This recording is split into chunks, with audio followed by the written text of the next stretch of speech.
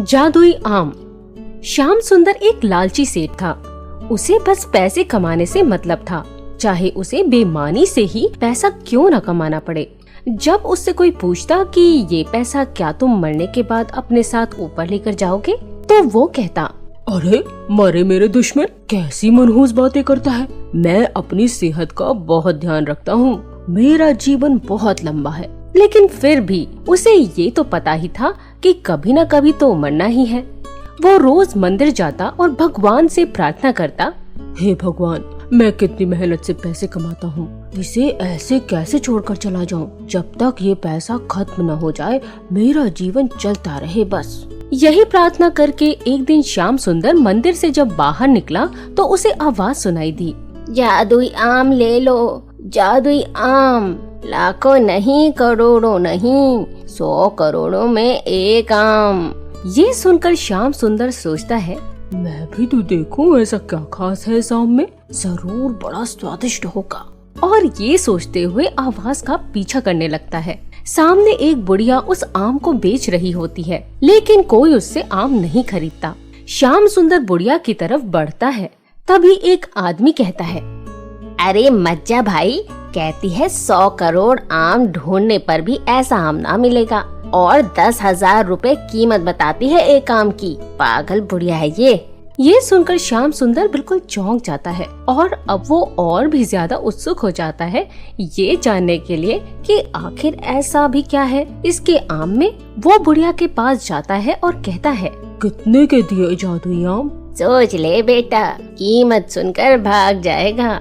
सबकी औकात नहीं है मेरे जादुई आम खरीदने की। अरे माई, तू बता तो कितने का है? दाम सही हुआ तो क्या पता मैं खरीद लूं। एक आम के 10,000 रुपये। क्या ऐसा भी क्या खास है तेरे आम में? जादुई है मेरे आम, 100 करोड़ आम ढूंढने पर भी नहीं मिलेगा। आज तक 3 ही लोग खरीद पाए हैं। और फिर फुसफुसाते हुए धीरे से बोली, उम्र को 100 साल और बढ़ा देते हैं। ये सुनकर श्याम सुंदर तो हक्का बक्का रह गया। कभी उसे लगता कि भगवान ने उसकी सुन ली और कभी लगता कहीं बुढ़िया ठग तो नहीं लेगी। तभी बुढ़िया आगे बोली, 111 साल की हूँ मैंने भी ये आम खाया है। यकीन है तो खरीद ले, वरना रहने दे। श्याम सुंदर ने सोचा, इतना पैसा है मेरे पास, सोच लूंगा 10,000 रुपए चोरी हो गए। फिर बोला, चल ठीक है, मैं तेरा आम खरीद लेता हूँ। और बुढ़िया को तुरंत अपनी गाड़ी से लाकर 10,000 रुपए थमा दिए। बुढ़िया ने आम देते हुए कहा, जीवन में एक बार ही तू इसे इस्तेमाल कर सकता है।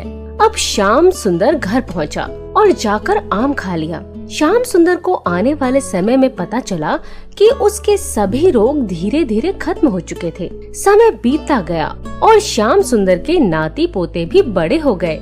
धीरे धीरे उसके नाती पोतों की शादी होने लगी।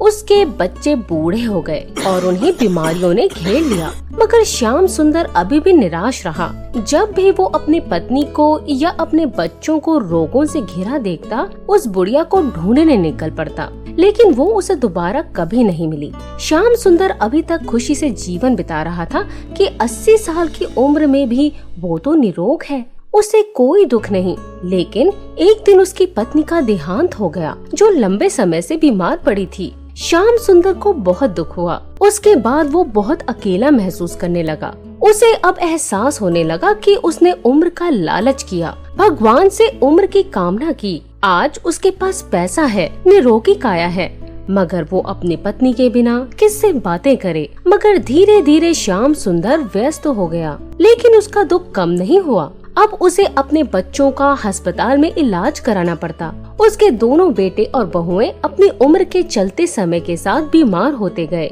उनका इलाज कराने में ही उसके दिन कटने लगे।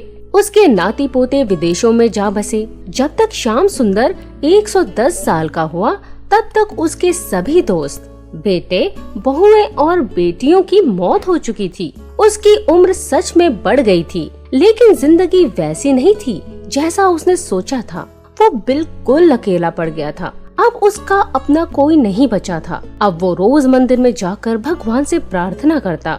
हे भगवान, सारी उम्र मुझे किसी न किसी चीज का लालच रहा। मुझे एहसास ही नहीं हुआ कि मैं अकेला पूरी उम्र गुजार कैसे पाऊंगा। मैंने अपनी आंखों के सामने मेरे अपनों को मरते हुए देखा है और इतना पैसा लगाकर भी मैं किसी को बचा नहीं पाया।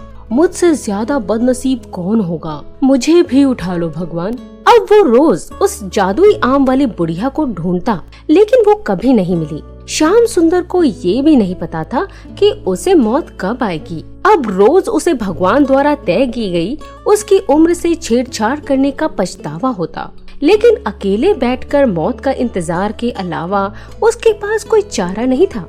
दोस्तों, हमें लालच में आकर कभी कोई फैसला नहीं लेना चाहिए। हर चीज का एक समय होता है। नाम, पैसा, शोहरत या जीवन, ये अपने समय के साथ ही खत्म हो जाएं, उसी में हमारी भलाई है। लालच में किए गए किसी भी काम का नतीजा पछतावा ही होता है।